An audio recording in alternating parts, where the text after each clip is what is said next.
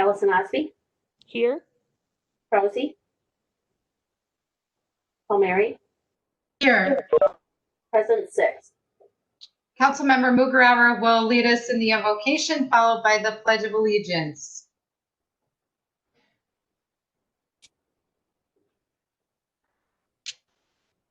Councilmember Mugarauer. As we gather tonight, we are grateful for the good things that have come to the city. May our decisions always be ones that are for the well-being of all whom we govern. I pledge allegiance to the flag To the flag of the United States of America, and to the republic for which it stands, one nation, under God, indivisible, with liberty and justice for all.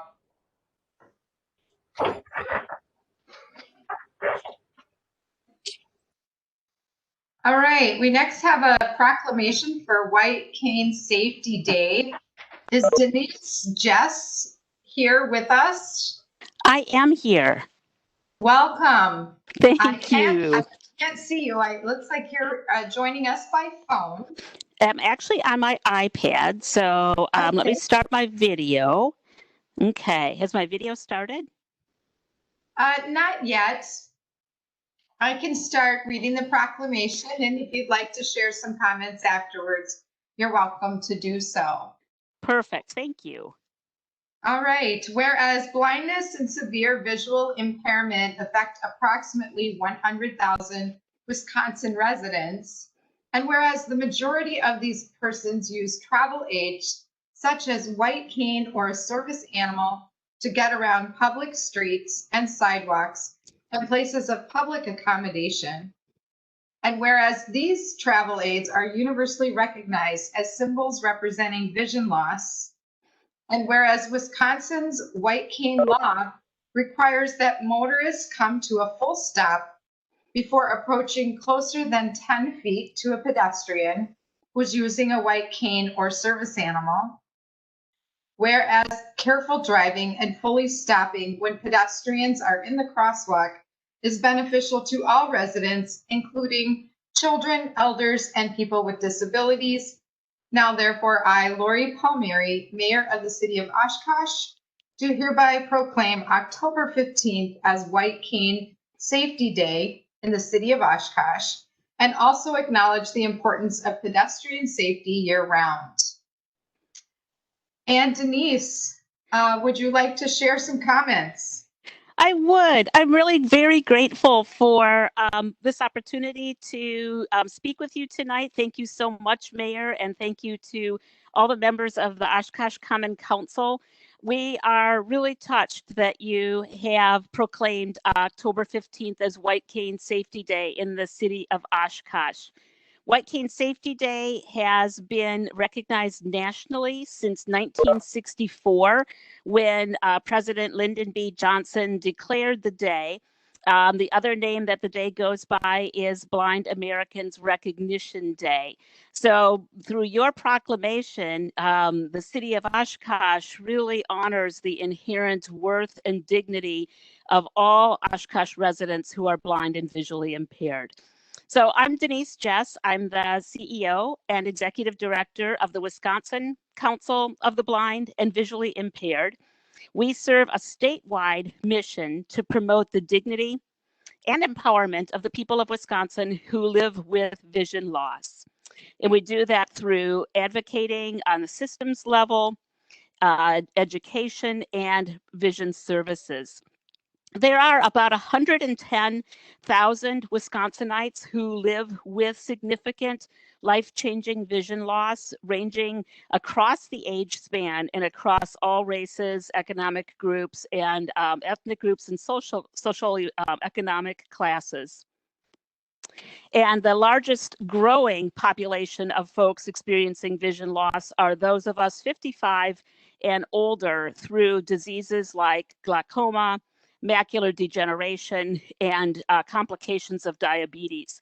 That population is growing significantly, and we expect it'll double in the next 10 to 15 years. So realistically, all of us will somehow likely be touched by vision loss, either through our own experience or through the experience of those that we love and care about.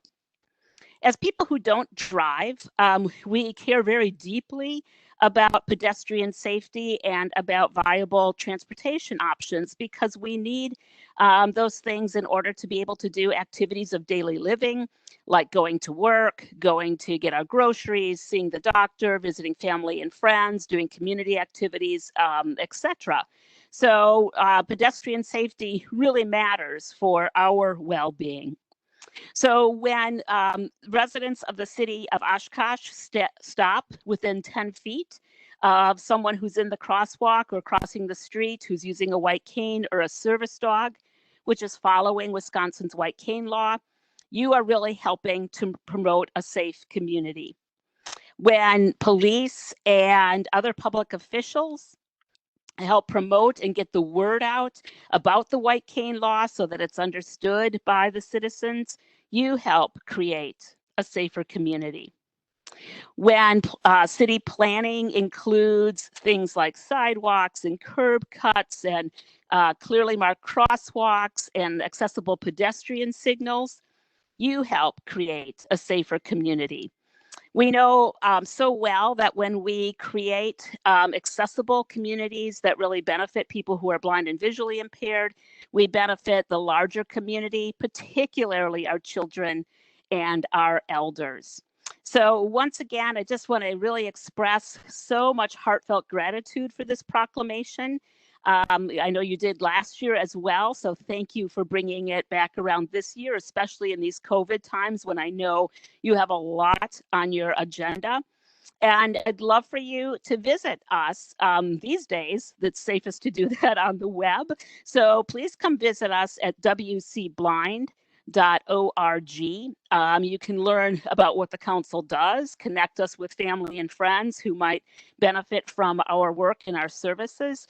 And you can visit our White Cane Safety Day page to learn more about the day on Thursday, and also access the social media kit and use it on any of the city social media that you might want to use it. So again, I hope you have a very productive evening. I hope you all are safe and well, and thank you for your commitment as public servants for the greater good.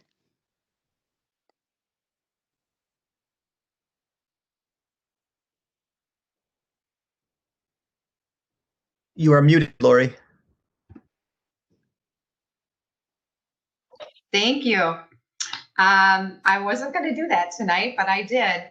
I just want to say thank you, Denise, that if you would make contact with the city manager's administrative assistant, provide your mailing address, we'll get that hard copy proclamation to you. That would be wonderful. Thank you so very much. All right. Next, we have a presentation of Greater Oshkosh Healthy Neighborhoods Mid-Year Report. Pam Reuter is here joining us, and I believe she'll be sharing her screen. So if you have any questions regarding the report, I just ask that you wait till the end of that and then raise your hand on the screen after it's unshared. Send the signal through the participants' hand raise. Thank you. Go ahead, Pam. Hopefully you can all hear me. Yes. Excellent. So we're doing this a little bit differently, but I certainly appreciate the opportunity to bring you all up to date on the progress of Oshkosh Healthy Neighborhoods in 2020. Appreciate you, Mayor Palmieri, and the Common Council. I'll try and keep this brief, but the good news is we actually accomplished quite a bit in this pandemic-ridden era. But anyway, I am thrilled to be here tonight. I continue to work with an exceptional board of directors, and actually we've added to our staff this year. Besides myself, Pam Reuter as the executive director, we have Steph Carlin as our community outreach coordinator. You will hear from her tonight also, and Cora Strand is our neighborhood coordinator.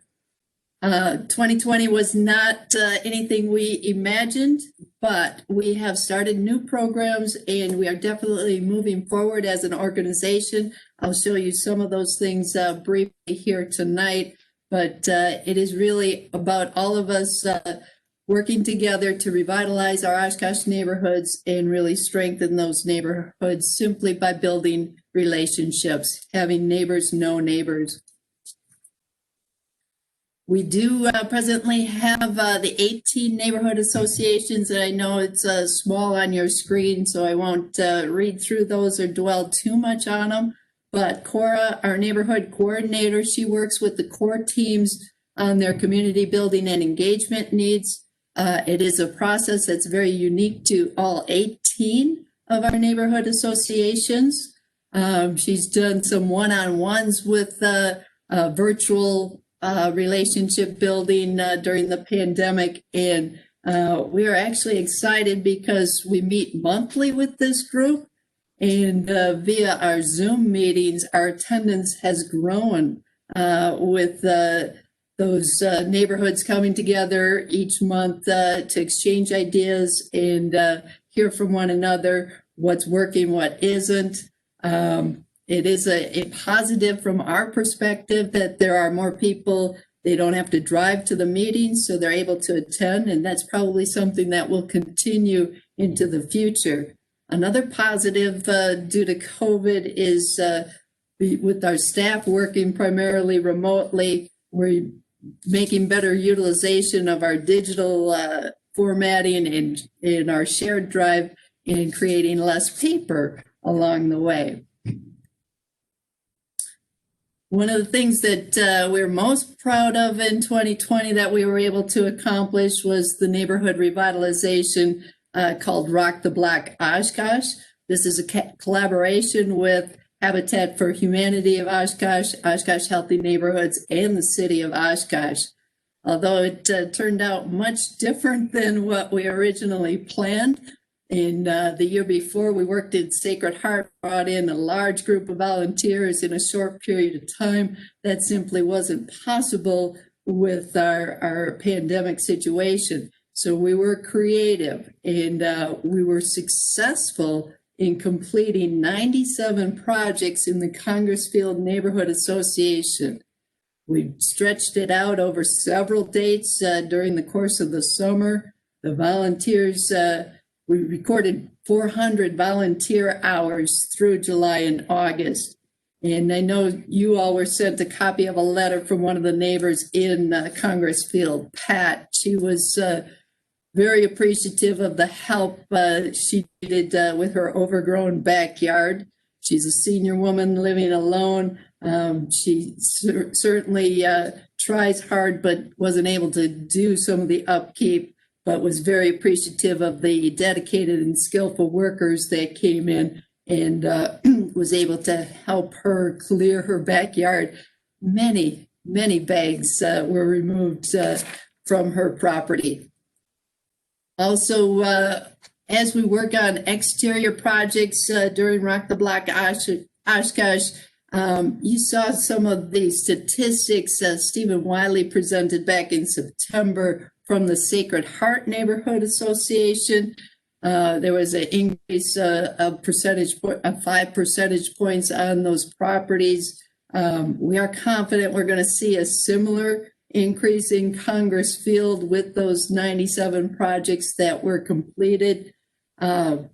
Also, in conjunction with Rock the Block Oshkosh, there was a micro grant offered to community members, and that we saw an increase this year as well as some of the other programs that we continue to promote, which are the Sold on Oshkosh and loan programs. There was an increase in the curb appeal loan in 2020. We had actually a rental rehab loan application this year. And as I said, the micro grants. So the good news with all of that, it shows that owners and renters are taking care of their properties in Oshkosh. That's exactly what we want with Rock the Block. And we do have Rock the Block Oshkosh planned for 2021.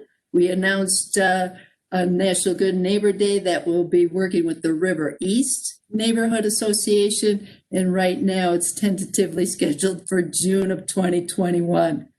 We will announce that application process as we meet at the end of this month. Really, there is no downside to Rock the Block Oshkosh. And we just hope that we're able to continue it into the future as well. Definitely have it planned through 2021, but hope to go further. Also new this year, we were able to establish the Good Neighbor Grant with the generous gift from the Oshkosh Area Community Foundation and additional support from the City of Oshkosh. It's a 3-year program called the Good Neighbor Grant. We are also concentrating on curb appeal projects. Each year we'll reimburse homeowners up to $750 for the projects in their neighborhood associations. Many of them, like this one on the screen, included landscaping. We also helped Eileen in Miller's Bay with new siding. She had cedar siding that a woodpecker was giving her a very hard time with, putting a lot of holes in the front of her house. So she applied for the grant and got the new siding put on. Also, we helped fund a new driveway for Dan in Ferry Crossing. He had a good story as well. The house was built by his parents over 20 years ago. Never had a board or asphalt driveway. It was gravel. It was supposed to be part of the original bid, and the contractor basically walked out on him. So he's been waiting 20 years to get a driveway put in, and this grant helped him do that. But really, the big news with the Good Neighbor Grant, in 2020, we offered 20 grants, so it's a $15,000 investment. That will result in more than $104,000 going into these properties in our community.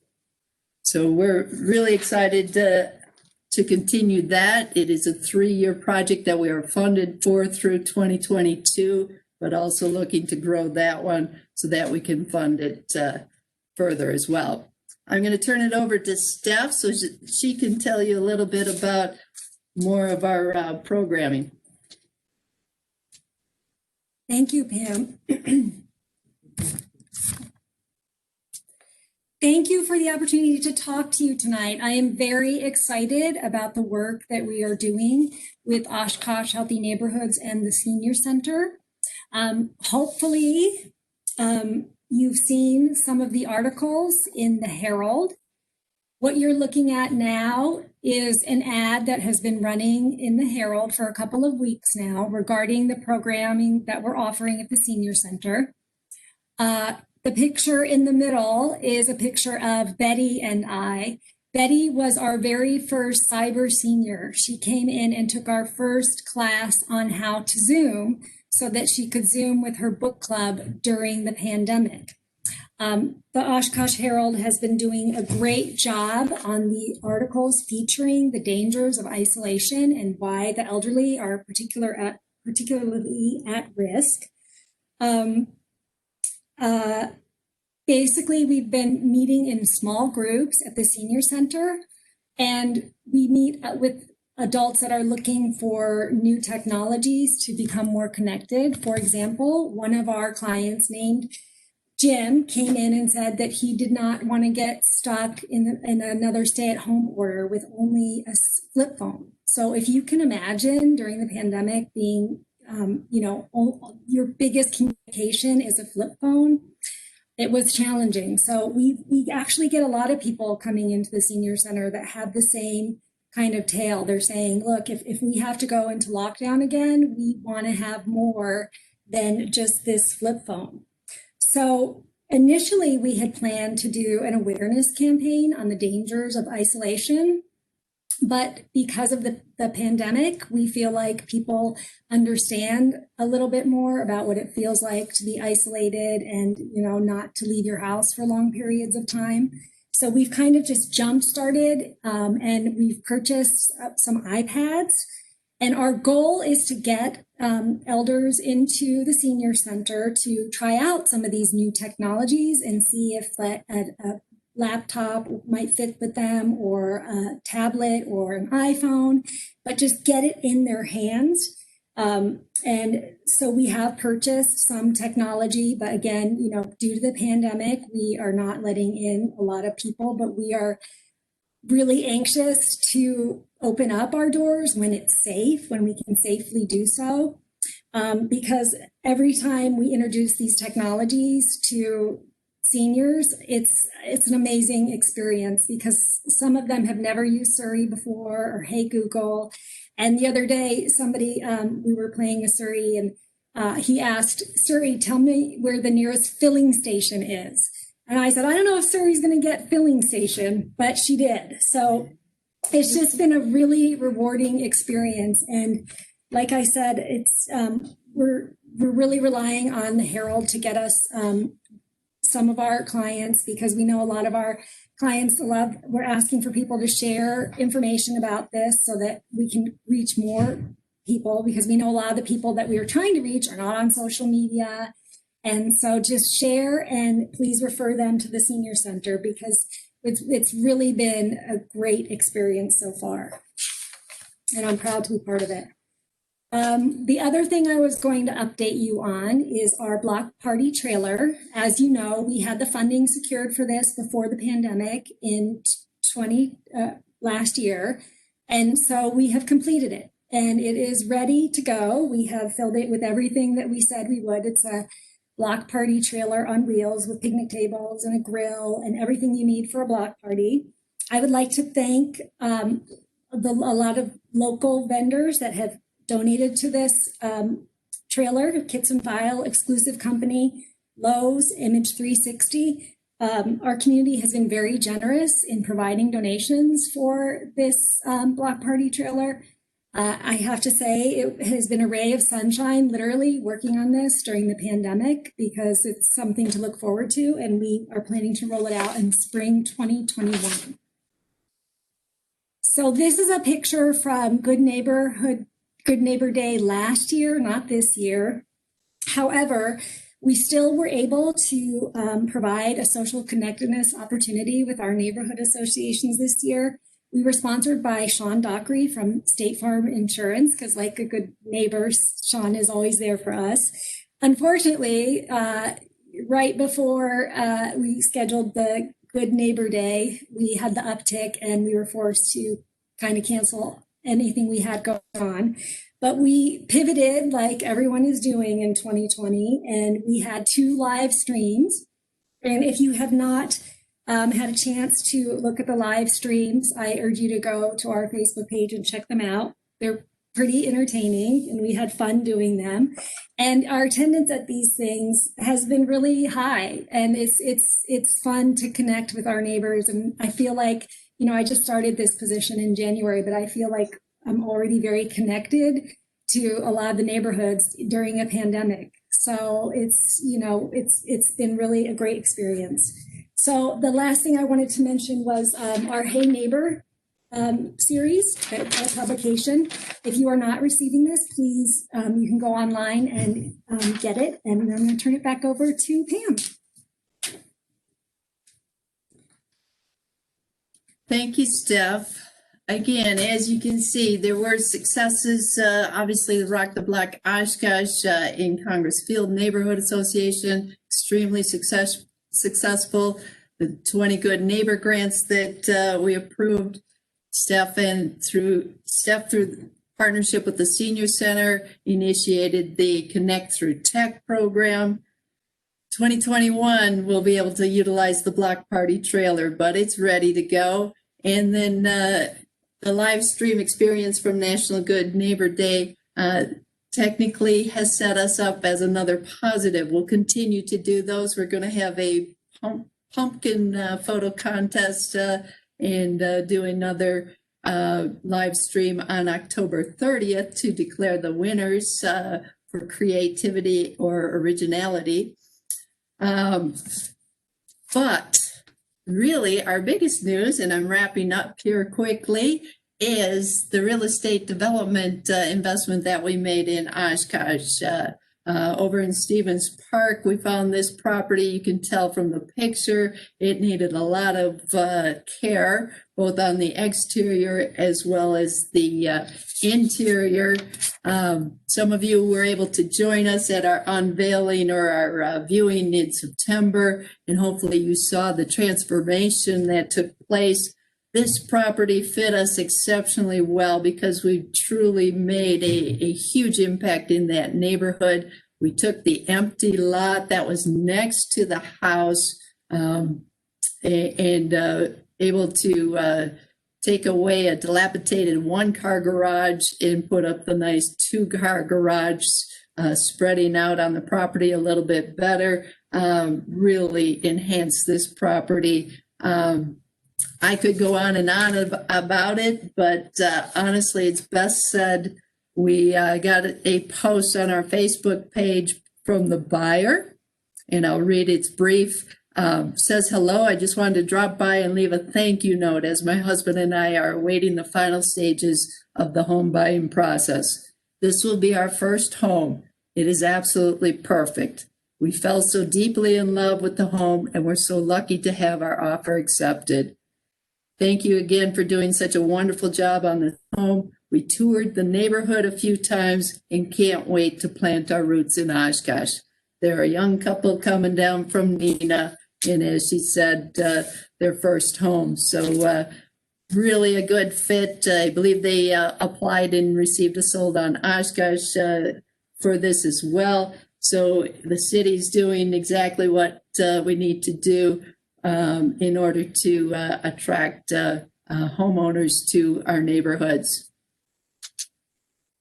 You can find us online. Our website, gohni.org, is where you can sign up for that newsletter, Hey Neighbor. Follow us on our social media posts. Check out our live streams. And obviously contacting us, email is also a good way to get in contact.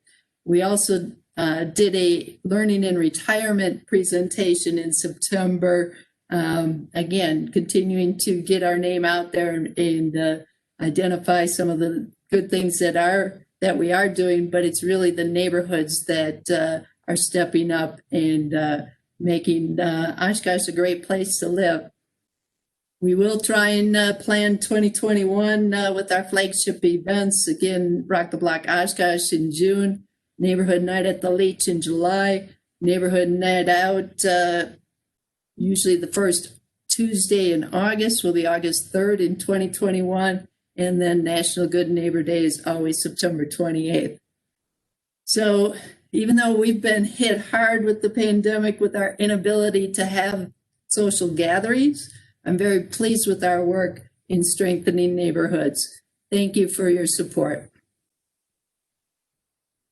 I will unshare my screen, maybe.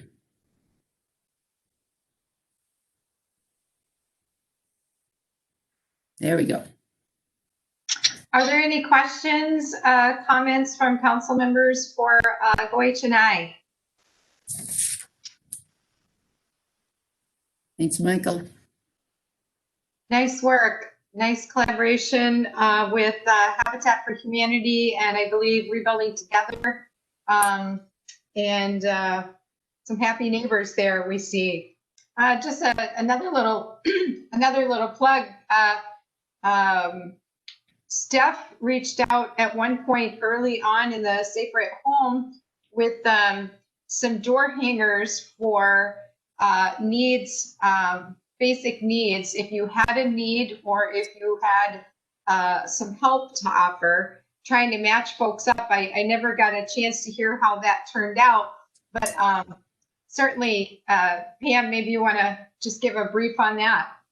Yes, we did create a door hanger. We actually had WFRV Channel 5 come on down and do a brief shoot on that as well. Really wanted to provide an opportunity for neighbors to safely engage with their neighbors if they needed help or if they could offer assistance. And this door hanger provided that opportunity. We were able to share it with other, like the library. I was handing them out as well. But it was really intended for if you knew somebody that might need help doing something like this, putting your name and recognizing them as a neighbor allowed them to have a safe exchange of information as well as assistance. Very good. All right, thank you. Thank you. All right, next we have public comments on agenda items. Pam, do we have anyone listed for public comment? We have no one registered. Okay, then. Let's see here. I guess I will just share that there was an email that came in addressed to all council that had asked for specific information about what the city was offering in terms of business assistance. And they had a number of questions that were related to UW Oshkosh.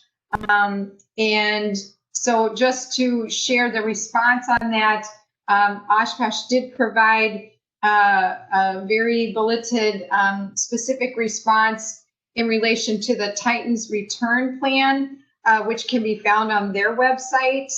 And certainly in response, sharing with this individual who was not aware that GoEDC still had remaining funds to assist businesses, as well as the state's We're All In grants round 2.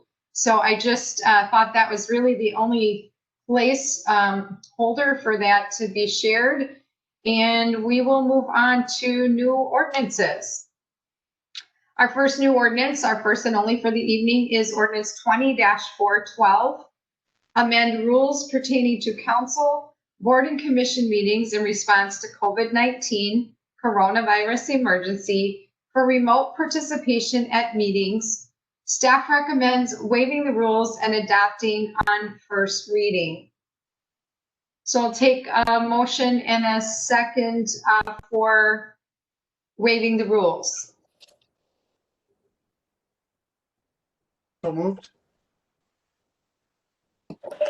Second. Second, all right. Special forward. All right. So we have a motion and a second. Please take the roll on waiving the rules and adopting on first reading. Boudreaux, Aye. Erickson, Aye. Heschel, Aye. Ford, Aye. Allison Ospey, Aye. Palmieri, Aye. carried 6. All right, next we'll go back to the motion 20-412, amending the rules pertaining to council, board, and commission meetings in response to COVID-19 for remote participation at meetings. A motion and a second on discussion for the amendment or for the amended rules. So moved. Second. Discussion.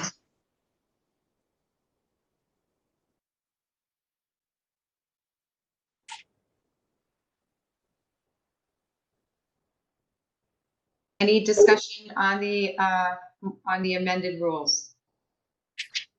Councilmember Mugarauer. Thank you, Madam Mayor. I get why we're doing this. I get why we're virtual today and for the foreseeable future. I'm not happy with it. I'm not happy with where our numbers are and where our community is at either. None of us are. It's the prudent thing to do at the moment to be a little bit more virtual. And so I'll support it, but I think there's one or two things that we at least should talk about a little bit.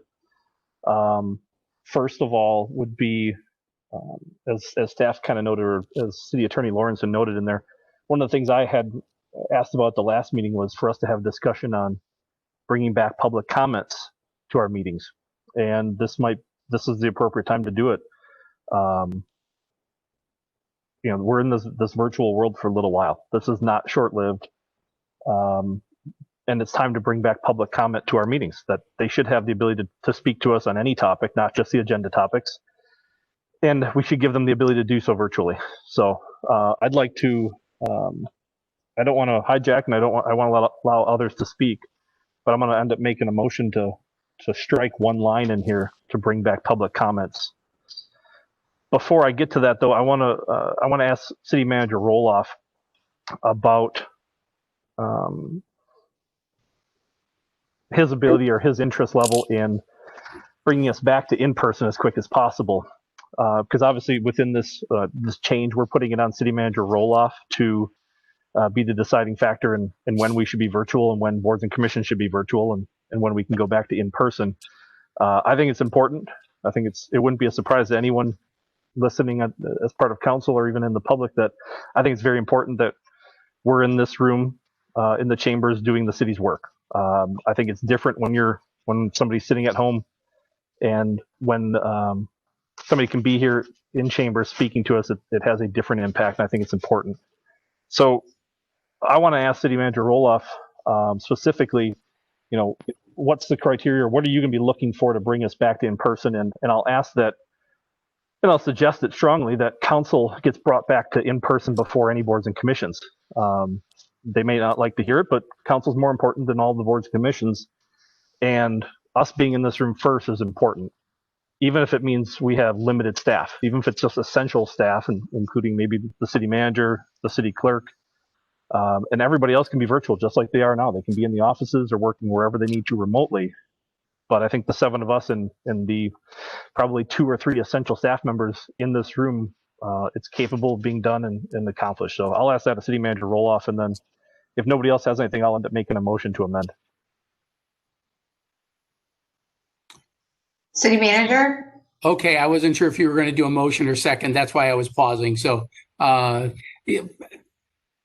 in terms of Councilmember Mugarauer's request, Council will recall that when we basically shut down our meetings, we continue to have the council meetings. So certainly the council meetings for the continuity of government remain very important, and that's going to weigh heavily. Me putting this on the agenda was a result of a discussion that I had with council during the work session last week. I don't take that responsibility lightly, and I will certainly seek out input from council members. I don't want to do any hard and fast threshold, but at the same time, the numbers that we are seeing from the county health department need to improve. For a while we were in the low double digits. We would have a bad day 6 weeks ago was 25 to 30. I would long for those days again. So to me, we need to get back towards that.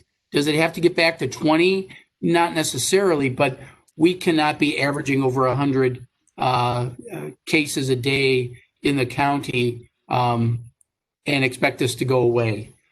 So that's one of the main things I'm going to be looking at. I'll certainly continue to discuss with the county health department. I will look at my colleagues in other communities, and I will be listening and talking to council on a regular basis because, the sooner we can get back to normalcy, I think everybody would like that. So that's my pledge to you, assuming this responsibility, because I owe it to you and to the community to do that.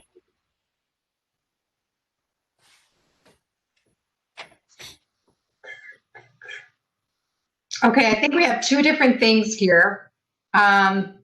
We have about council meeting virtually, and we have the return of general comment.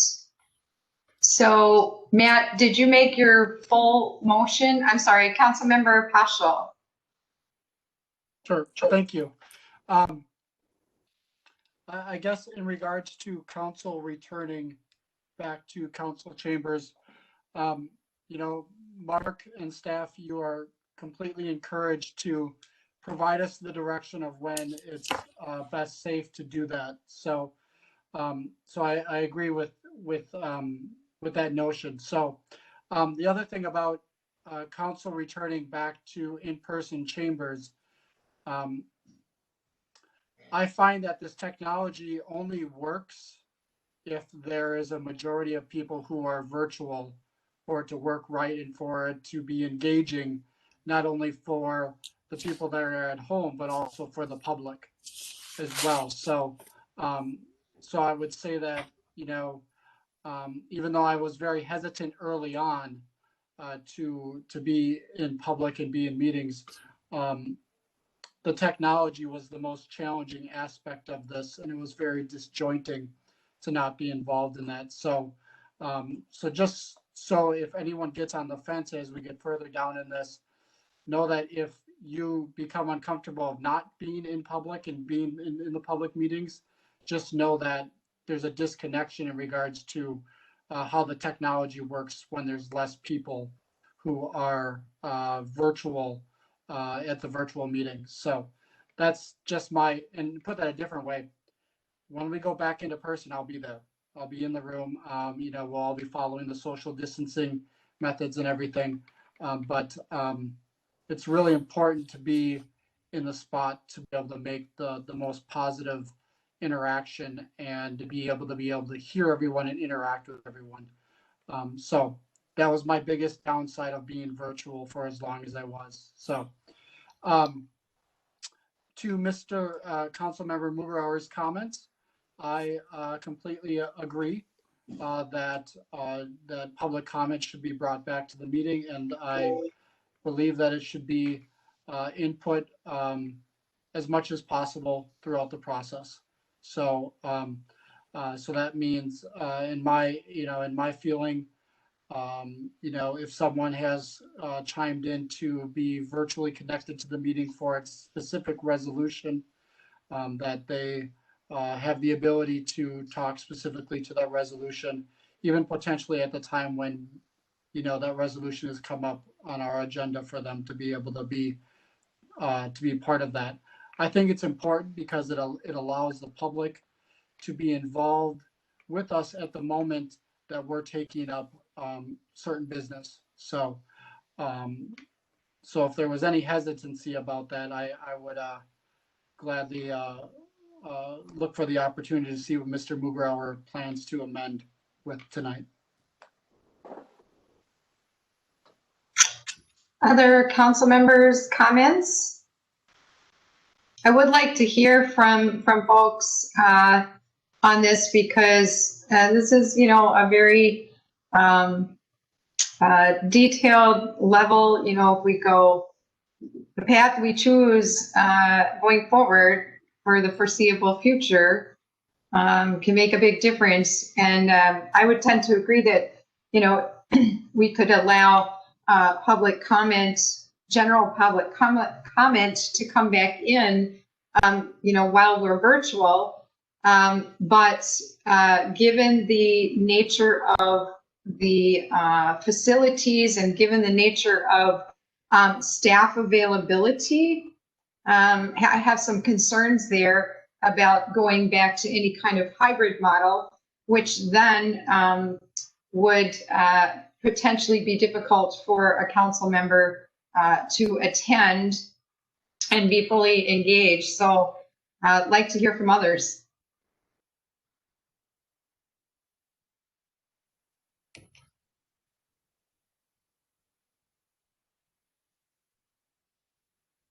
Madam Mayor, it may be appropriate for a council member to make a motion. Councilmember Erickson. Thanks. I'll just quickly say I am supportive of bringing back the general public comments. I think we've been able to kind of get a hold on how this whole format works. So I'm supportive of having a bit more input from residents. And I think when the decision is made that, we're at a point where we could go back in person, I just appreciate that flexibility to have this virtual option for folks. This is an ever-changing situation. And I appreciate having city manager kind of have input from us in order to make that decision. So Councilmember Mugrauer, are you ready to fully formulate your motion? Yes, ma'am. So I move to amend 20-412 to remove from page 1, paragraph 6, the line, "There will be no general citizen statements or general public comment period at council meetings, board, and commission meetings." So both council meetings and board and commission meetings, right? Correct. Okay, I misunderstood earlier. Do we have a second? I'll second. All right, any further discussion? Councilmember Peschel? Sure. So, just so that we understand the action that we're taking right now, by striking that and approving that amendment, we're just saying, staff, figure out a way to involve the public back into our meetings. Correct? No, it's very specific. Right now, folks can give comment only on agenda items. So as I'm understanding this, and perhaps City Attorney Lawrenson can weigh in, by striking that, that would allow general statements to come back in twice during our meetings, correct? That's correct. Does that clear it up for you, Bob? Well- Yes, and then that also means that every board and commission that has had public comment in the past, that would return to their agendas as well. Yes. Okay. Actually, your rules allow the boards and commissions to, if they have public comment, they can control that themselves. This would just give them the ability to control that again. So they Okay. could add it back in. All right, thank you. Okay. So it would be up to each individual board or commission. If we amend this as proposed. Correct. Yeah, okay. Councilmember Allison Osby? Thank you, Madam Mayor. So my only question is, because I fully support the amendment that Mr. Mugarower is bringing forward, my only question to IT is does that still raise some of the security concerns that they had talked to us a few months back? And if so, is there a way to mitigate that? This is Tony from IT, and right now I would say that it will, depending on the volume of attendees, would really weigh in on how difficult it would be to manage. Whatever the council's will is, we will manage. Okay, thank you. All right, are we ready to call the question and vote? Any further discussion? Madam Mayor, I had my hand raised. I'm sorry. Oh, I'm sorry, I could not see that, City Manager. That's okay. You had the council members talking, so it was okay by me. There was a question or a comment that was raised regarding this motion about 2 times. I just want to double check with the city attorney. We've concentrated all public comment to the beginning of the meeting. So my impression would be that until we eliminate the 1 time, public general comment would not be at both the beginning and the end. For the time being, it would still be concentrated at the beginning of the meeting. I just want to make sure that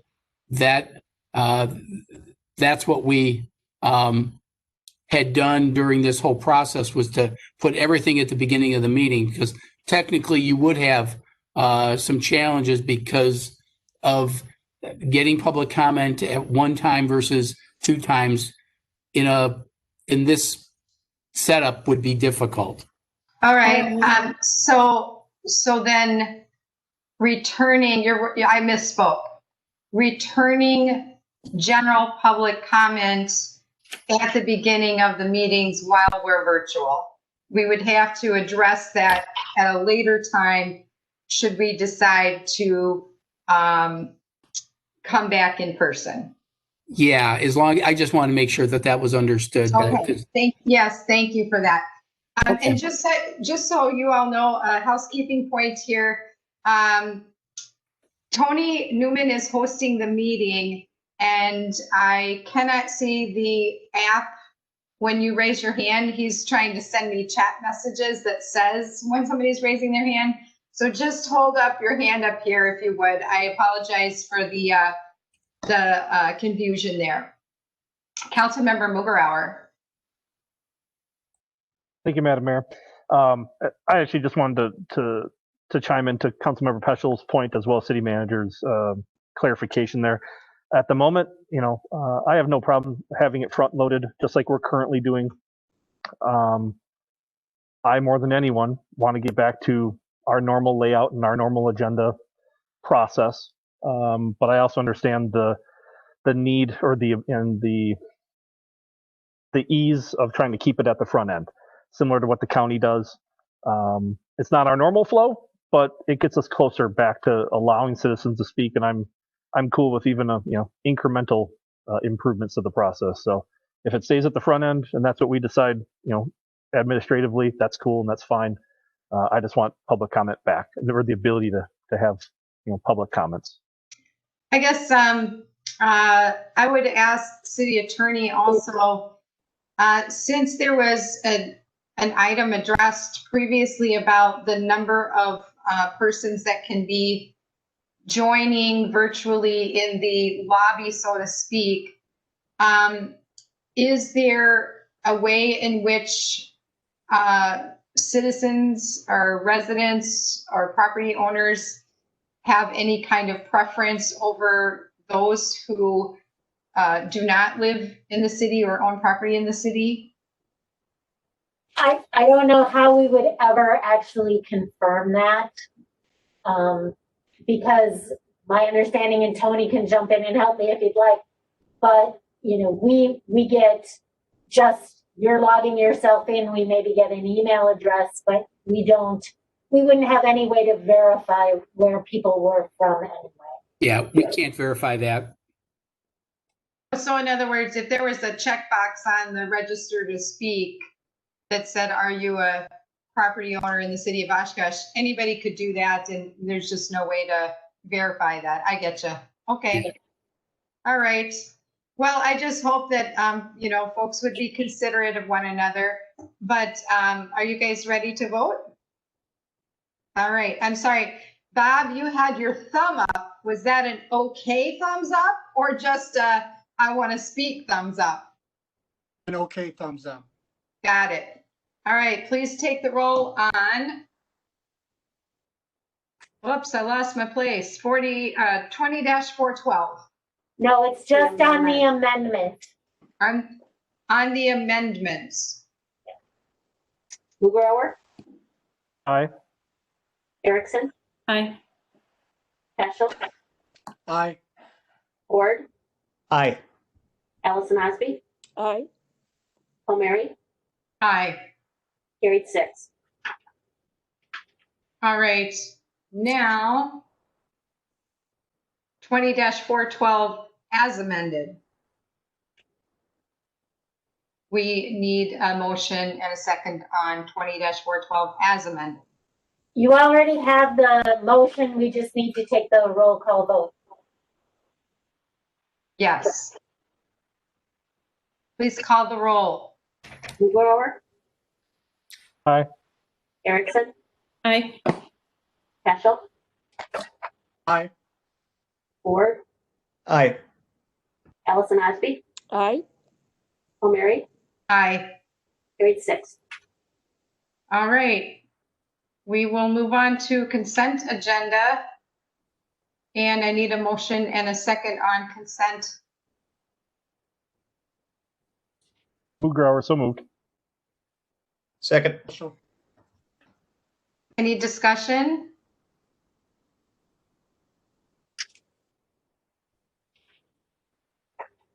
All right, please take the roll on consent. Mugrower, Aye. Erickson, Aye. Peschel, Aye. Ford, Aye. Allison Osby, Aye. O'Meary, Aye. carried 6. All right, pending ordinances, ordinance dash 20-423, amend ordinances pertaining to the Board of Appeals. Plan Commission recommends approval. Need a motion and a second. These are second readings. I So move moved. approval. Oh, second. All right, discussion on 20-423. I believe those were some cleanup language regarding applicability. Is that right, City Attorney? Or Mark Lyons? Yes, it's just some cleanup language that as we were going through the agenda or going through chapter 30, the Board of Zoning Appeals, and then also some other cleanup language just in the general zoning chapter. So. And let's see here. So we'll go ahead and is there any further discussion from council? I don't see any hands raised, so please take the roll. Mugrower? Aye. Erickson? Aye. Peschel? Aye. Ford? Aye. Allison Osby? Aye. Palmieri? Aye. Carried 6. And 20-424, amend various sections of Chapter 30 zoning ordinance. Plan Commission also recommends approval. Take a motion and a second.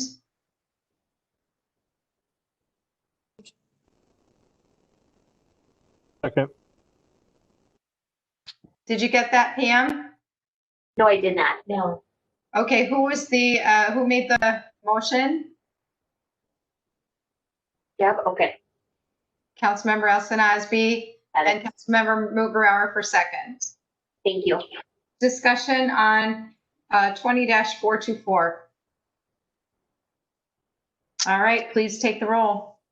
Mugrower? Aye. Erickson? Aye. Peschel? Aye. Ford? Aye. Allison Osby? Aye. Palmieri? Aye. Carried 6. Next, we are at council discussion and direction to city manager and future agenda items. No. We are at a new Wait a resolution. minute, sorry. 20-425, new resolution, approve general developments plan and specific implementation plan for commercial development at 1844 Oshkosh Avenue. Plan Commission recommends approval. And I will note that we did receive a couple of emails from an engineering firm with some other details. Did all of council receive those emails prior to the meeting? Okay. And let's see here, we'll need a motion and a second. So moved. Councilmember Second. Ford and Councilmember Mugrower. All right, discussion. I think first we probably should have Mr. Lyons speak to this a little bit, and then perhaps Councilmember Ford can review some of the Plan Commission discussions or concerns. Thank you, Mayor. So as Mayor mentioned, I'd sent out a number of communications prior to the meeting on some information from an engineering firm and additional information from the applicant that had come in related to the development plan based on some discussions at Plan Commission. At Plan Commission, there was really two topics that were heavily discussed. The first topic was the southern of the two access drives proposed on Keller Street. The Public Works staff had recommended that be a right-in, right-out only access drive based on its location, not meeting some of the code requirements for driveway spacing, and they felt overall it was just a safety concern, and they recommended that be right-in, right-out only. A lot of the correspondence that were forwarded to council since that meeting were in relation to that. KL Engineering did some analysis for us of it.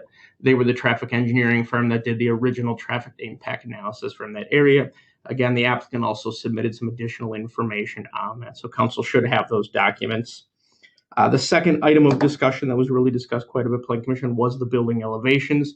And ultimately, Plan Commission did move forward with the elevations that were provided that meet the Class 1 material requirements for the project.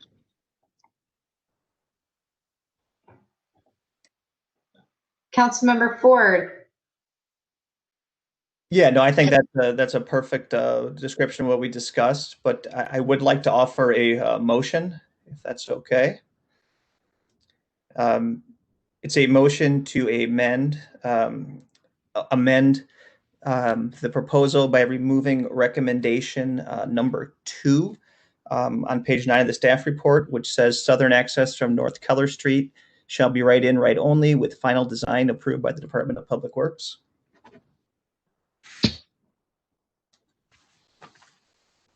Second. All right, discussion. And I'm sorry, what page were you on the staff report? It's on page 9. Well, unfortunately, I'm not seeing page numbers, so. Mayor, if you can hang on a second, I think I can have Mr. Newman put up the page that is being referred to. Mr. Ford, you said page 9, correct? Correct. Okay, that would be, it's not going to look the greatest on the screen, but it's, Tony, if you could put up page 135. I could put it up as well. I have the PDF of just the Plan Commission staff report pulled up. Okay, if there's any way you can zoom that, that might help. Okay, if you could show them the section for that Mr. Ford's referring to, that would be great. Thank you, Mark. We're working with this technology, guys. Thank you for your patience. Councilmember Ford, which item were you proposing be removed? It is item number 2 on the recommendations. It's lower on there. Yep. Keep going down a little bit more. There you go. There it is.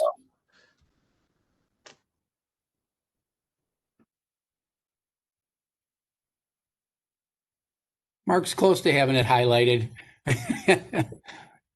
But it's that number 2 that you can see. It specifically says southern access from North Keller Street shall be right in, right out, only with final design approved by the Department of Public Works. I believe we also received something from Ms. Nyforth regarding this just before council meeting. KL Engineering took a look at it based on the comments that the architect had, the applicant's architect had provided from their own review of it. So KL chimed in on it a little bit. So I don't know which, either Kelly or Mark. Yes. What your guys' take on that is? Yeah, a little bit of timeline for you. After the meeting, staff reached out to KL. That was the initial document you were sent. After that KL document was received, the applicant submitted their additional information. We then had KL go back and look at that documentation the applicant had sent. And that email that I forwarded you just a few hours ago that has Kelly's name kind of at the bottom of it is the last response from KL Engineering after reviewing what the applicant submitted.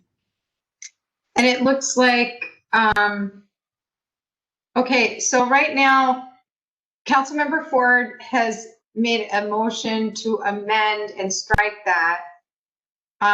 Should we get a second and have that discussion? Do we have a second? Mr. Okay. Mulbauer made the second. All right, discussion on the amendment. I guess yes. Just for those of you who may not have had a chance to read it, there's a little chart that KL put together, and there's a paragraph based below it.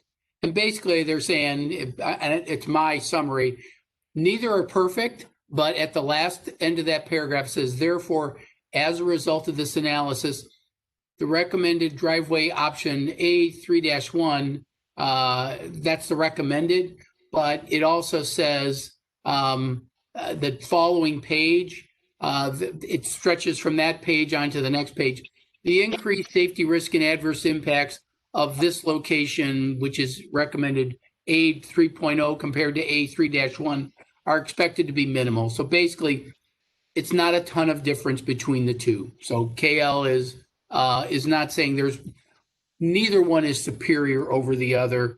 They're both, while they think staff's recommendation is a little better, it's not, it's only a little better. So just for what it's worth, I prefer staff's recommendation based on my experience, but from a pure traffic engineering standpoint, Kale's telling you that it may be a little bit of a bend towards one, but it's a coin flip.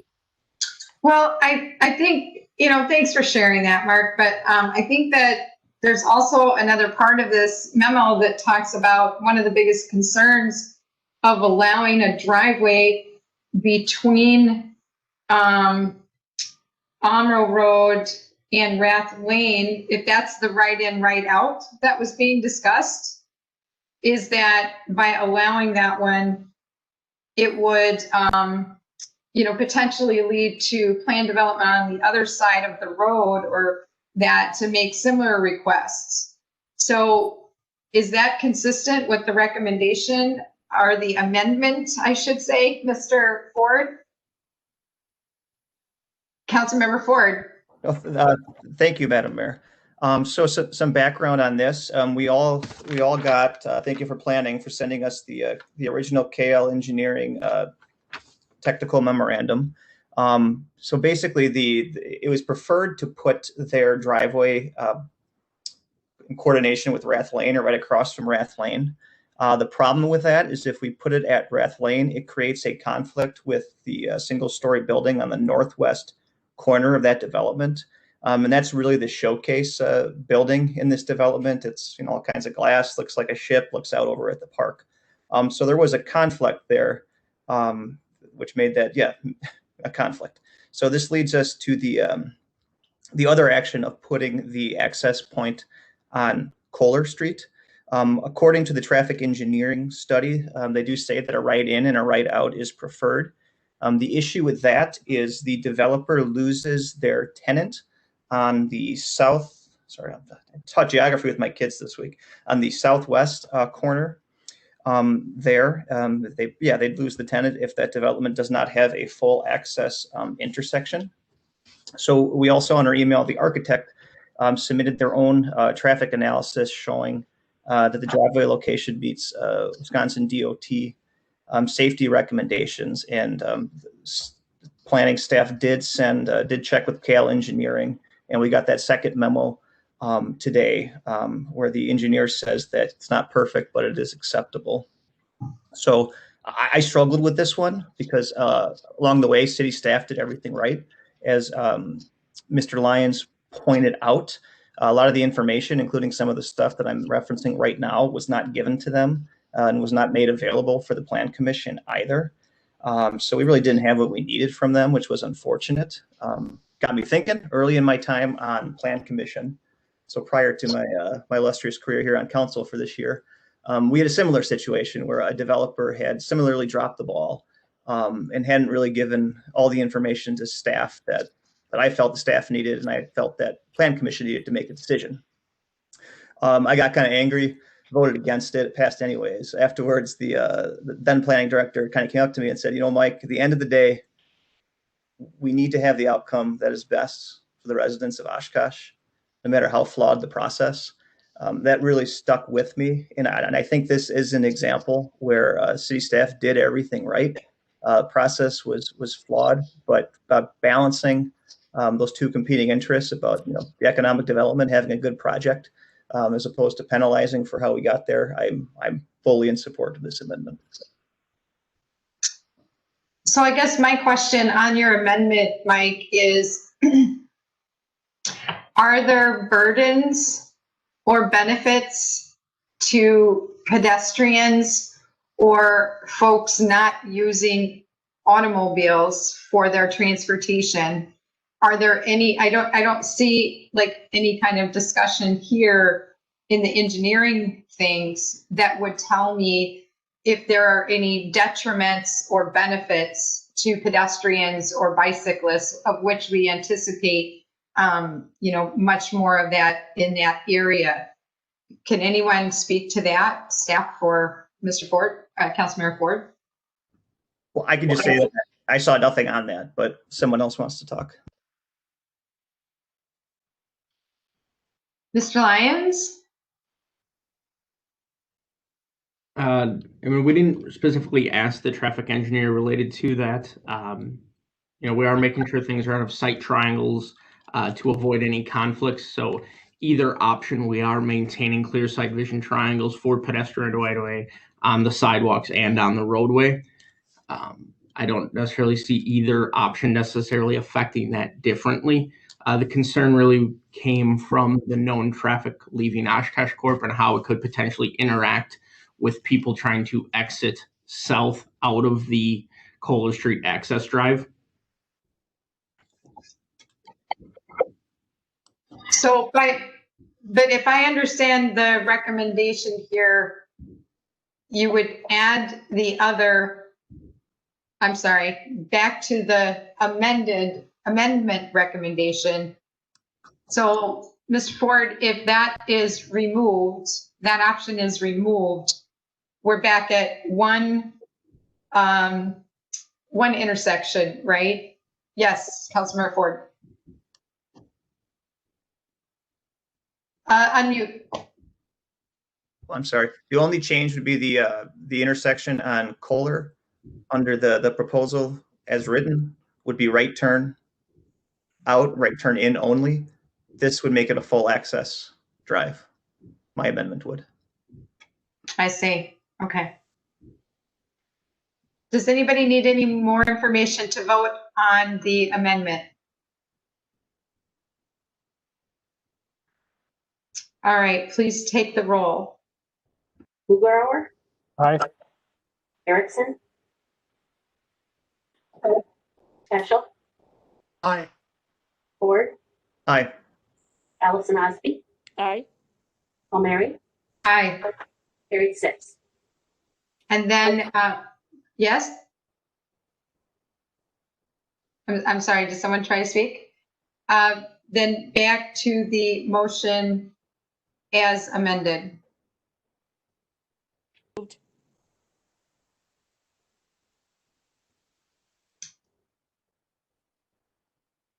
Do I have a motion and a second? It's already on the floor. All right. Discussion. Councilmember Mugarauer.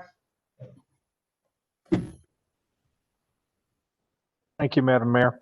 I have a question or two for Mr. Lyons.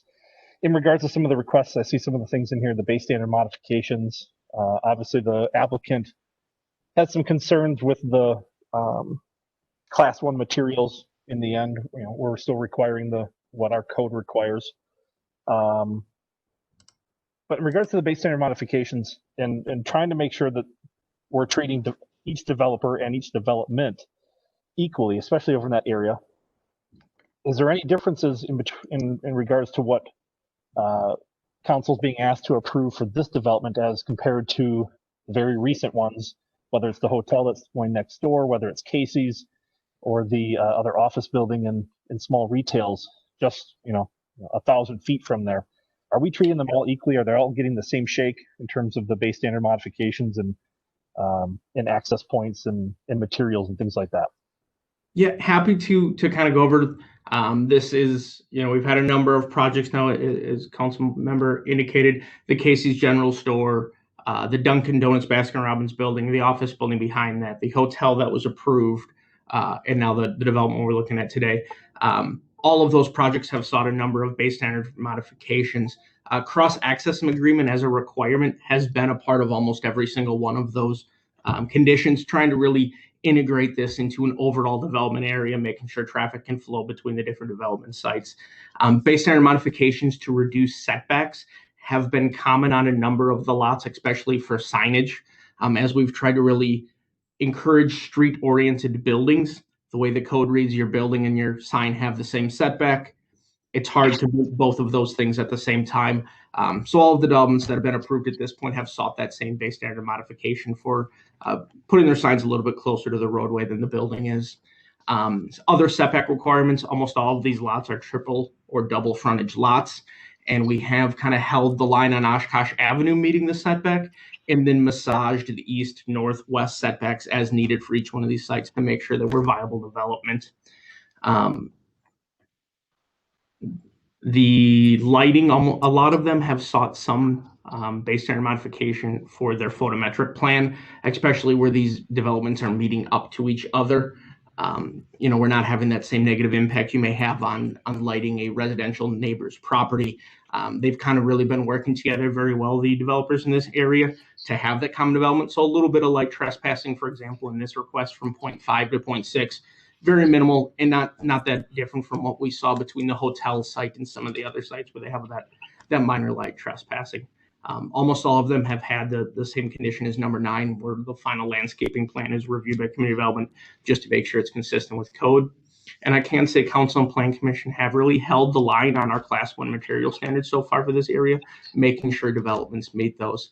The one that I would say is the outlier is the 40% glass on a street-facing facade was given a base standard modification on the office building because it sits so far behind the retail building in front of it that commission staff and ultimately council were comfortable waiving that requirement. Although it's street oriented, it's significantly farther back and didn't really quite meet the intent of that portion of the code. I appreciate that. And I just wanted to make sure that that we're talking about that, as well as Plan Commission is being reminded of that part, and the people at home and the developers, that yes, a high burden has been placed on development in that area, but we expect it out of all, and all equally. I think there's some deficiencies within what we're asking for over there. I don't agree with everything personally, but as long as everyone's getting the fair treatment in terms of what's being expected over there, I just want to make sure that that's occurring. So appreciate it very much. Thank you. All right, please take the roll. Mugrower, Aye. Dixon, Aye. Peschel, Aye. Ford, Aye. Allison Osby, Aye. O'Meary, Aye. carried 6. All right, next is council discussion, direction to city manager, future agenda items. Let's see here. Looks like we have a future agenda item, follow up on October 6th joint workshop on reducing community spread during the pandemic.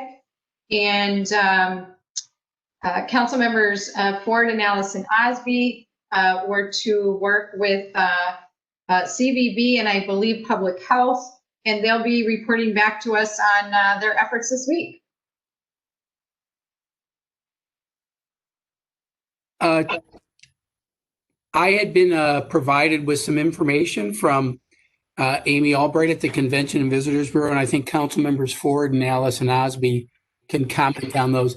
Tony, I incorrectly told you this was for item 23, but it should be up here. I don't know if you can queue those up, but before you do that, probably council members Ford and Allison Osby can kind of give an overview of what discussions they've had over the last few days with Ms. Albright with the Convention and Visitors Bureau.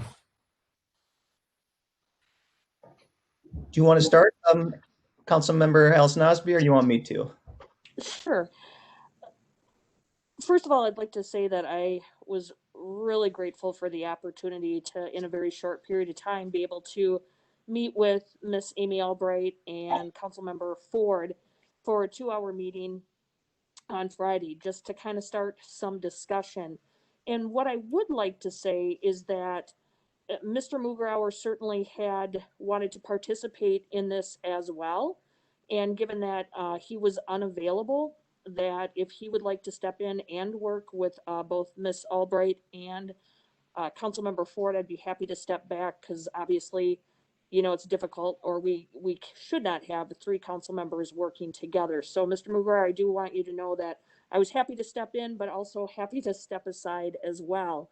But there was really some great discussion points, and I'll let Mr. Ford certainly share with some of the ideas that we had brewing, which I think is something that hopefully the members of the council will certainly support moving forward. Yes. Sure thing. So, I mean, I think we agreed, and I sent this around afterwards, but our broad goal here is a public information campaign that has a simple message that can empower our residents, our business community, our institutional actors to really be a partner in the COVID-19 response. The thought is, we have these state requirements for capacity, state requirements for masking that are in effect, but what can we control as a city council? And we can kind of try to unify the message to make sure we make the most of what's happening right now. So as Councilmember Allison Osby said, she organized a meeting between myself, her, and Amy Albright at Visit Oshkosh, where we discussed these things. We agreed that we need a communication effort that's simple, inclusive, and positive. We're going to house it at Visit Oshkosh, which I think makes sense for a couple of reasons. Mostly, right, for a marketing campaign like this, we don't want too many cooks in the kitchen, and I think it's really important for this not to be viewed, be politicized any more than COVID-19's already been politicized. So I think housing it at a place like Visit Oshkosh makes a heck of a lot of sense. Giving them some resources so they can hire help is also important. People that are professionals that know what they're doing. So bottom line, there's a few things you're going to see up on your screen that Visit Oshkosh put together very quickly for us to at least give you a flavor of the types of things we're looking at. But really, the first step is getting us all on board with a tagline and a logo. We're working with an outside designer on that. Step two would be, a short list of action items that we can include on printed materials. And the reason we want to get that as soon as possible so that we can really shop that to our community partners to get them on board, get their logo on board, and really start spreading the message. So I would say that's the short-term goal, is get a look, get a tagline, get a few action items, get those initial materials out into the community. Step two, I guess, is the ongoing communication effort. So it's not just a one-off, that we have Visit Oshkosh and their team develop a longer term strategy. And I know that Amy Albright already had sent messages about, designing masks and distributing masks, having certain kind of almost badge of honors for businesses that agreed to, post their new occupancy, commit to sanitizing, commit to social distancing, all that fun stuff. But videos and just things that are beyond my creative capacity and our creative capacity, things that the pros know how to do, so that we can keep this message going further than kind of this initial splash. So what does success look like? I think it's us building a broad coalition of the Oshkosh community with a real unified positive message, something that encourages positive behavior and ultimately mitigates negative effects. So I had someone ask me, do you see this as, what's the magic number where we have a metric that shows that we've won? And I'm kind of like, well, this is not some mandate. This is a positive effort. So I think this just keeps going as long as we have a COVID-19 crisis, because it's a way for us to kind of channel all that energy and cut through all the noise and get a simple, direct message that we can all get behind. So I don't know, Tony, if you want to go through some of those signs as well that the initial designer looked at, and we can send these around, and if you have reaction to them, email before we do anything so we get everybody's feedback. But I think that Visit Oshkosh did a great job on very short notice developing this.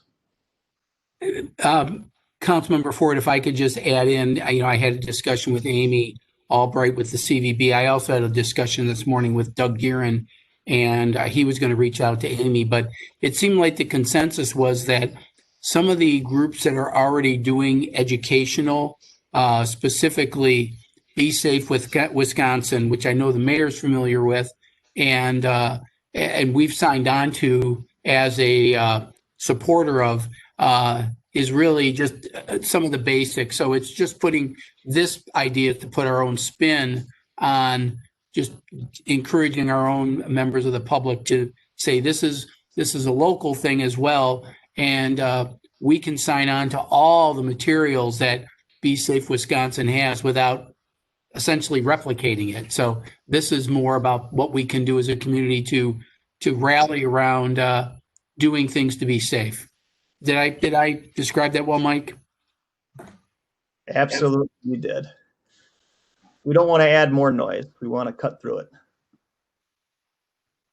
So the things that Tony is scrolling through are just some of the initial ideas. So, yeah, I kind of like that. Oshkosh got you covered. It was a good, clever play on words, the one that he's showing right now. But there's just a lot of, I think Amy and her creative folks have identified a couple different ways we can tackle this.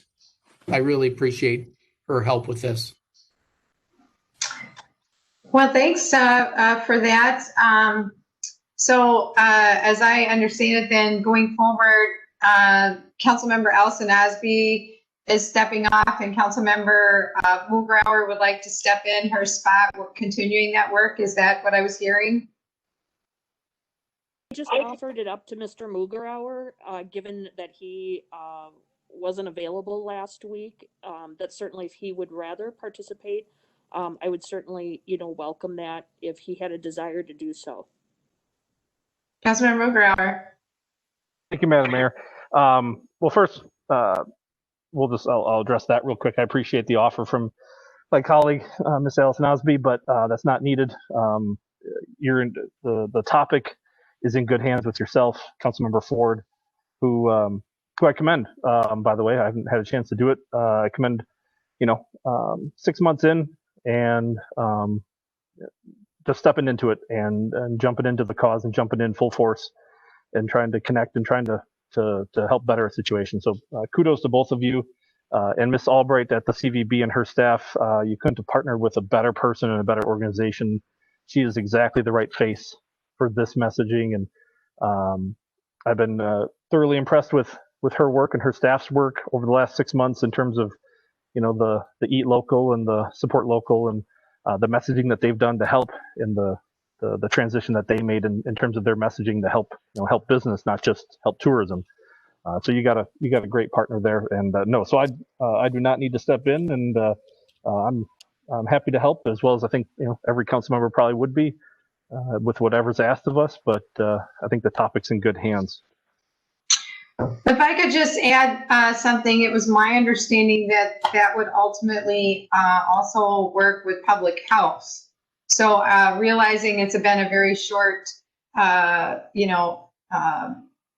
entrance into this, Councilmember Allison Osby. Thank you, Madam Mayor, and actually that's introduction to what one of the topics I was going to bring up. One of the discussion points that Mr. Ford and Ms. Albright and I had was, that data and information is important, and the County Board of Health is already doing an excellent job of getting information out, not only daily but weekly. But again, what we want to do is try to make this so that it is more community and user friendly. So one of the thoughts that we had was to take the really good information that they're providing, and maybe as part of the forward plan is to, put that in terms that I guess are user friendly. But certainly we, the whole idea is obviously it's partnering with them and the other stakeholders as well. So this was just kind of to get an idea. To be really honest, the energy that came just from the 2-hour meeting, and the fact that it's Tuesday and that Miss Albright was able to connect with somebody, a professional that was willing to even kind of crank out what they had available for us to just kind of look at this evening. But at the end of the day, it's just a draft. It's a way to get going. And we did not want to wait another 2 weeks to share with council, because obviously we wanted to keep you engaged as well, and hopefully have the buy-in of the full council. So this was just kind of a preview. And again, Mr. Ford and I, we just want to kind of to give Ms. Albright some direction. Obviously, financial resources are important. And so we'll be able to, help with that and give a little bit of seed money to get going. And also certainly to the Herald, Karen Schneider reached out and certainly said if there was anything she could do to help support and get information out, that she would be happy to do that as well. Well, that's great. But the timeline for this, did I hear something about potentially hiring a consultant? What kind of timeline do you have drafted out for this strategy? With all due respect, Mayor, I can't give you that answer today, to be honest. I think what we are able to present, but that is certainly something that through conversations, and I'm sure Ms. Albright is working on that as well, that we can certainly communicate to the council, hopefully yet this week. And Madam Mayor, if I could just add to that, time is of the essence about getting this out. Ms. Albright's already reached out to people to get working on this, and the threshold is not going to be very high from an expenditure standpoint. Plus, this, I believe, qualifies under CARES Act money, and the money that we have for CARES Act expires at the end of this month. So we're going to move fast on getting this stuff out. So I will provide this information that just flashed across your screen. I'll get it out to council immediately so you have something to look at. And I know Ms. Albright welcomes your thoughts and comments, but the idea is to get this stuff out on the street as soon as possible.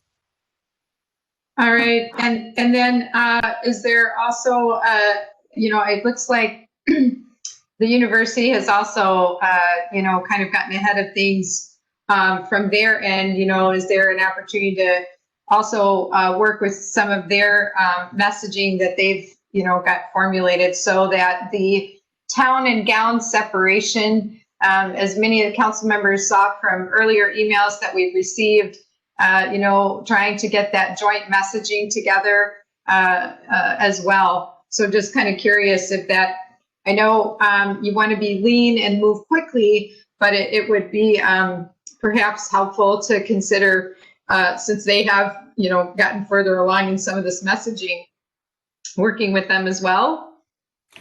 I've already been in contact with Chancellor Levitt, as I know you have, Madam Mayor, and we're working towards that as well. All right, thank you. At that point, I don't know if there's any more on that, Madam Mayor. The next item then we have is a budget workshop with council on October 19th and 20th. Is everybody able to attend? I see heads nodding. I know Deputy Mayor Krause indicated he may have to change some things around with work schedule to accommodate that. And then we also have the joint workshop on the Jackson corridor study proposed for October 29th at 5 p.m. Madam Mayor, the city manager. Yeah, thank you, Madam Mayor. Just real quickly, the budget may actually be on your front doorstep as we speak. I think we're going to be doing some deliveries this evening. If not, you'll certainly get it tomorrow. And the whole budget document will also be online on the city's website tomorrow morning as well. And I just wanted to add that. And as far as the joint workshop, is Mr. Lyon still here? If not, Mr. Davis still is. But we wanted to get we wanted to do a joint. It's really more of a presentation with the Jackson Street corridor study. So all the boards and commissions. What are there? 4 different boards and commissions involved in this, Alan or Mark? Yep, still here, can you hear me? We're looking at council, planning commission, bike and pedestrian, and traffic advisory boards all attending together. One presentation by the consultant. So this way, with social distancing, actually, this format would work very well because you'll be able to get a lot of people into the virtual room to get this. And then each of the individual boards and commissions can get their own little take on it and provide input to council. And I believe, Mr. Lyons, that the idea is to, after the boards and commissions basically have November to discuss it amongst themselves, then they all provide comments to council and we bring it to council for the December 8th meeting. Correct. Yeah, that's what we're looking at is the joint workshop here late this month. Spend the month of November running through the various boards and committees that need to weigh in on it and then get it to council hopefully early December. Very good. So that's all we have. Councilmember Allison Osby. Thank you, Madam Mayor. Just a reminder that I will be out of town on October 29th, so I will not be able to be there for that meeting. All right. We will tape that so that you'll be able to look at it later on, and there might be some value to do that. So thanks for letting us know. Very good. We next have council member announcements and statements. Report from any council liaison for boards and commissions. I'll just share that the Diversity, Equity, and Inclusion Committee met again, and they are starting to finally get through the awkwardness of getting to know each other all through the Brady Bunch, virtual lens here. But they have considered and reviewed two different plans and are trying to get to a point where they're focusing in on their action steps, and that's moving right along. City Manager Roloff was able to join us for that. Did you want to share any observations? No, I don't have anything to add. Okay. Well. All right. Other board and commission reports or council statements? Okay.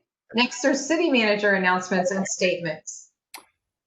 Thank you, Madam Mayor. The first item has gotten a great deal of interest and questions regarding trick or treat.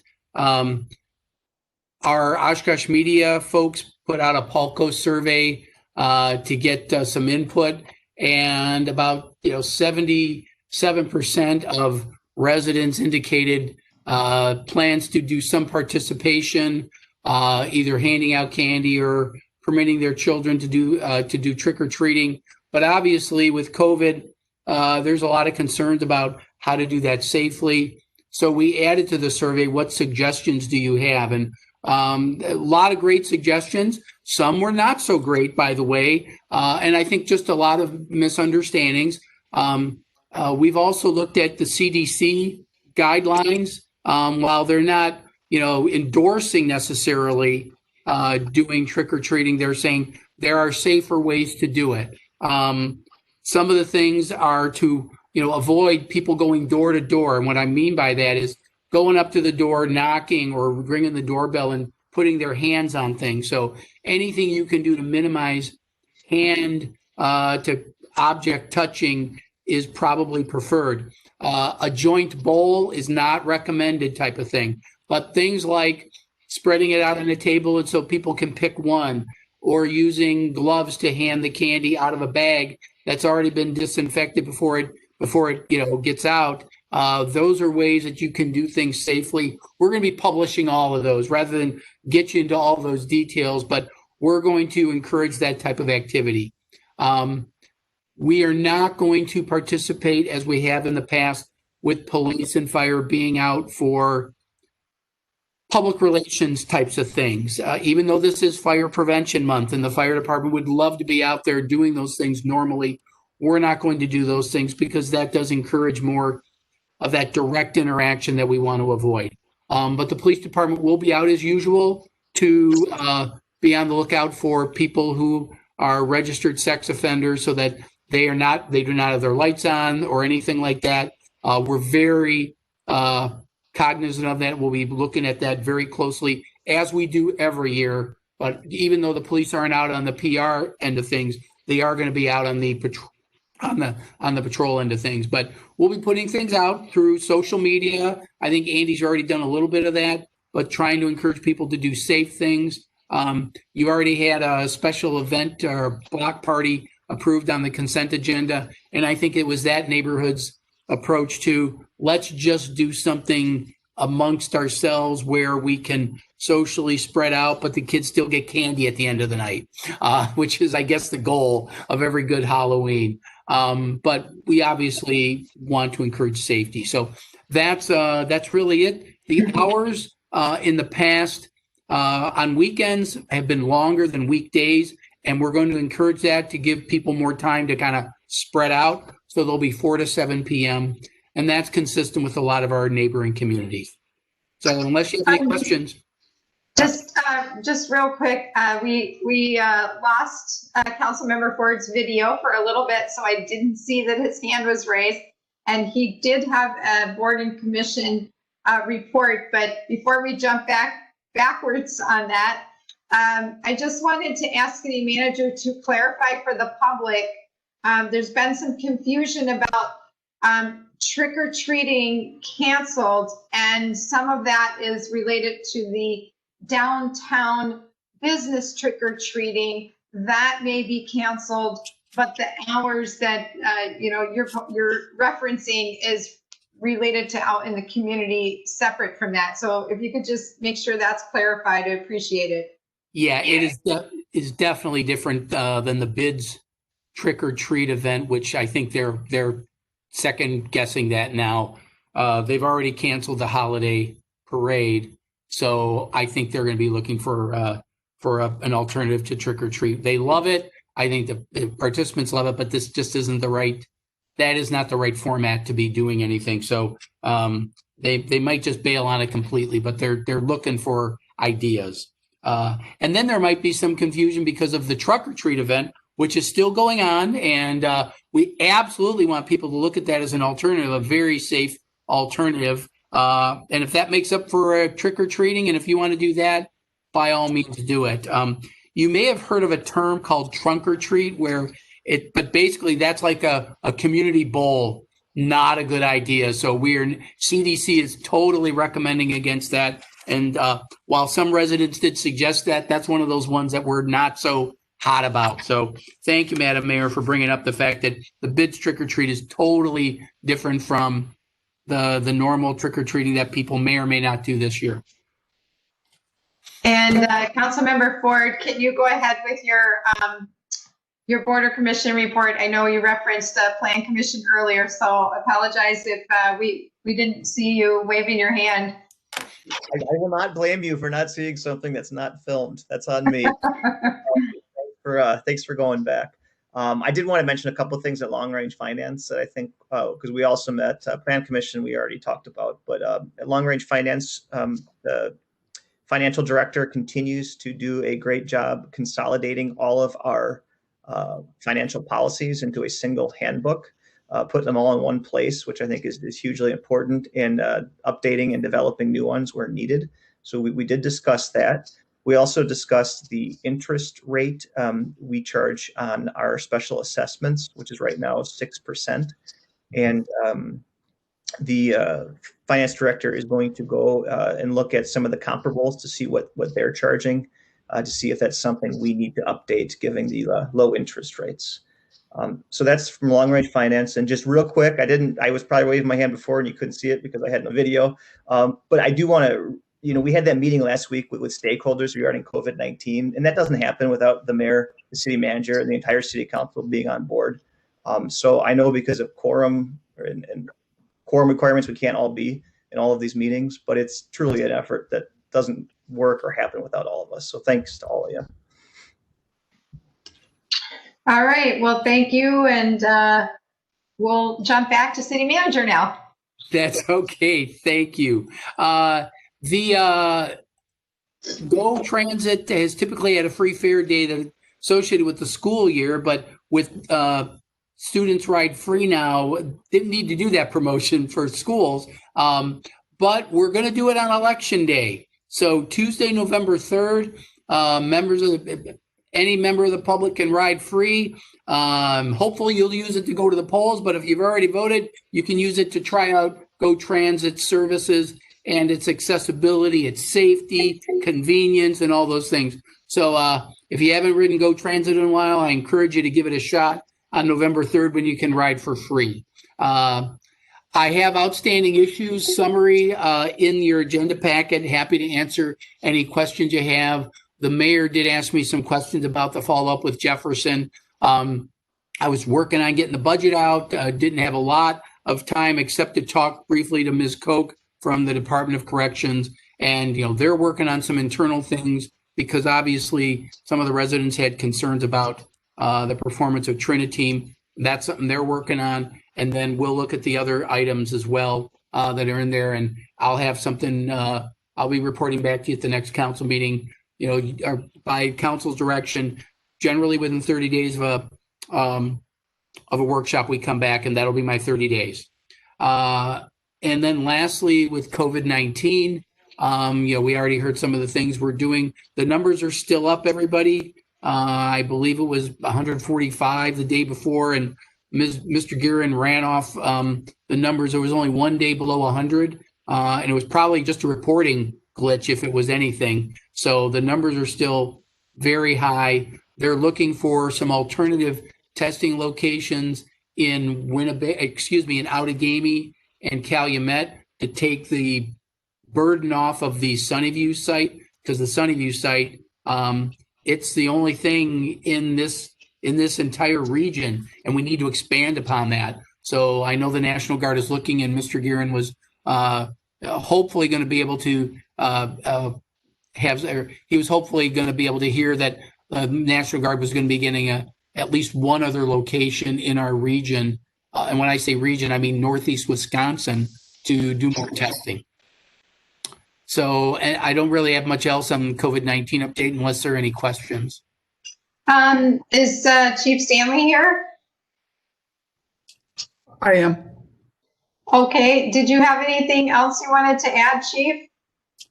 I don't think I could add anything else other than just echo all the other comments about how appreciative I am of the collaborations, and very excited to see what comes out of the work for the marketing campaign. Really liked what I saw, and I think that's a huge step forward for us, and hoping to get back ahead of this. So thank you to everybody involved. All right. Well, I guess we're at that special magic moment here. I will take a motion to adjourn. Second. And we do need to take the roll on that one, right? Mayor, who made the Yeah. motion second? That was Councilmember Allison Osby and Councilmember Mugrauer. Thank you. Okay, Mugrower, Aye. Erickson, Hi. Peschel, Aye. Ford, Aye. Allison Osby, Aye. Palmieri, Aye. carried 6. We are adjourned. Adios.